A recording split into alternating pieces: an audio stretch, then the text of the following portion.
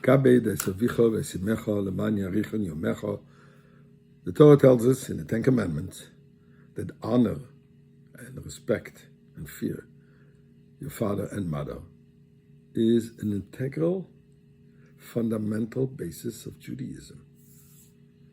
And that's a mitzvah that God promises long life if one follows it. So in honor of this mitzvah,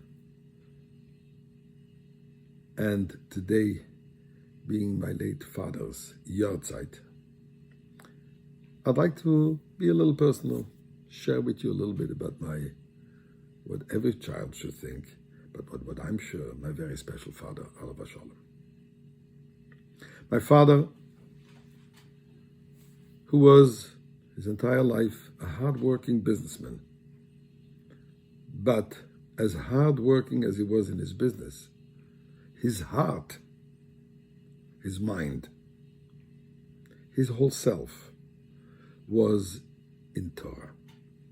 In fact, when the Rebbe made on Simchas Torah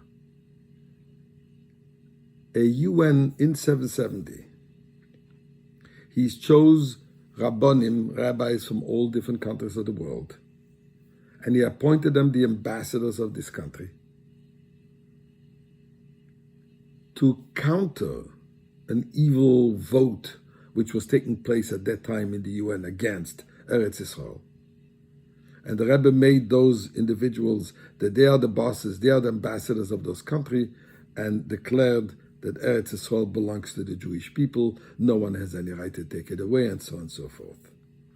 My father was at that Farbrengen, and the Rebbe called upon him and said, but you are from Antwerp, Belgium. Why aren't you coming forward? So my father said, but the Rebbe said, Rabbonim, rabbi, I'm not a official Rav. I don't have smicha.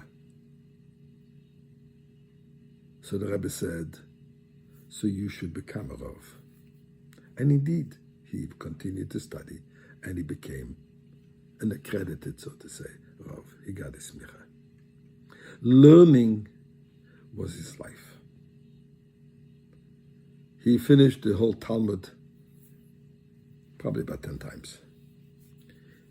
In fact, he was the first, and at the time, at many years, the only official Daf HaYomi, the daily study of the page of Gemara, in Antwerp, Belgium, right after the Holocaust. And here is a story about Kibbutz Arveim. When they decided in Antwerp to hold the first Siyum HaShas, conclusion of the entire Shas, and I'm saying the first after the Holocaust. You have to understand that was a very, very traumatic experience, a very special moment. Jewish people who have gone through the Holocaust, and they're putting their life together, and they devote every day to study a page of Talmud. And this is going to be the first time where as a community, they're going to celebrate the conclusion of the entire Shas. The whole community was getting together, was going to be in a big shul. And obviously, the guest of honor is going to be my father. He is the teacher.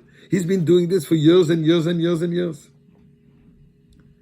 But God decided that the very same day when the event is supposed to take place, my grandmother, that is my father's mother, Alav Shalom, decided to come from the States where she lived and come to visit her family in Antwerp, Belgium. She came by boat from New York to France, Marseille. And my father felt it's appropriate for him to go welcome his mother in Marseille. His late brother and sister, my uncle Shlomeir and my aunt Sima, they said to my father, we will go welcome her to Marseille, and you stay here because you are the guest of honor at this event. It is a Siyum HaShas. It's an extremely important event for the entire Antwerp Jewish community. My father was adamant, and he said, there I will get honor. Over here I will do a mitzvah. I will give honor, not get honor. I will give honor to my mother, and there is no way that I will forgo the opportunity of giving and fulfilling the mitzvah of Kibbud Eim.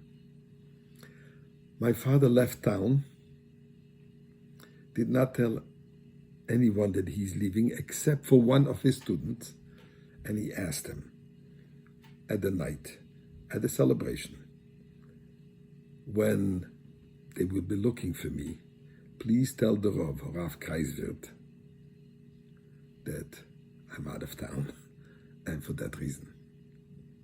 Rav Kreiswirt got up, and in his most eloquent way explained, this is the symbol of Torah.